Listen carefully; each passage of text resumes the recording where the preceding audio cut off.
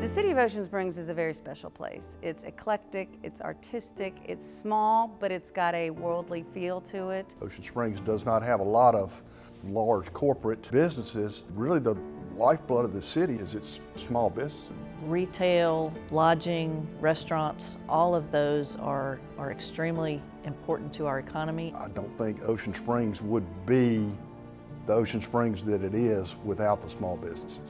A disaster can be anything on any given day. For one person, a disaster may be we don't have internet for 2 days and we can't conduct business. It might be there's some rising waters and some roads are blocked off for a short period of time. Or you could have Katrina where everything happens at one time and everybody is affected. Right after Katrina, there were not a lot of places open and supplies were very hard to come by. The aftermath was very devastating. Your whole life just being torn apart. We lost all of our patient files. We were out of electricity for weeks. We had patients couldn't get their prescriptions, people who were displaced. We're a small business, but haven't really thought of anything since. You know, haven't had any problems, haven't had any disasters. So it's something we need to think about again. As a business owner, I strongly feel that every business plays a role in the community in which it exists and serves. Small businesses make up about 90% of all businesses in coastal Northwest Florida and employ over 140,000 people, and the state's number of small businesses continues to grow. To maintain this trend, business owners need to know about and prepare for potential threats from disasters that could impact our livelihoods and economies. The longer a business is closed after a disaster, the less likely it is that they will reopen, and coastal Northwest Florida is especially vulnerable. In addition to commonplace risks that could cause closures or service interruptions, like electricity outages and theft, coastal Northwest Florida's small businesses also face storm-related hazards. According to FEMA research, 40 to 60% of local businesses have failed following a disaster. Small businesses are at a higher risk to natural hazards, with fewer resources to rely on and a smaller support network than large corporations. These risks can change.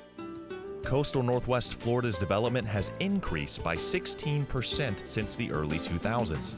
Changes in development patterns, increased number of buildings, and more paved surfaces will change the way water moves through our communities, putting businesses at risk to flooding in areas that haven't previously flooded.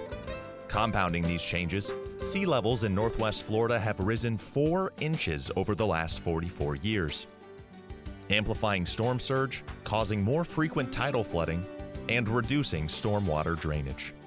The landscape has changed significantly. So drainage patterns are different. Even wind patterns, because of new buildings and other things, are going to be different than it was in Katrina.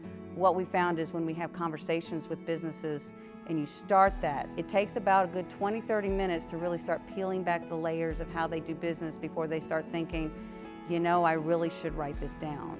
Once they do that, they find so much value, in some cases day-to-day operations, but in many cases not necessarily huge events, but a day-to-day technical issue that comes up or a workforce issue. We have the businesses go through an exercise of determining what types of events may actually impact their business. On an individual and really an emotional level is not just for the business, but the people involved in these small businesses take a hard look at themselves and their resiliency and find ways just to live in a more resilient fashion day to day. It's not a matter of if, it's a matter of when. The importance of a continuity plan really comes in how it's developed. What we've done and what businesses that I've spoken to have done is actually found opportunities to leverage their abilities with other local businesses. So developing those partnerships and having those in place before an event.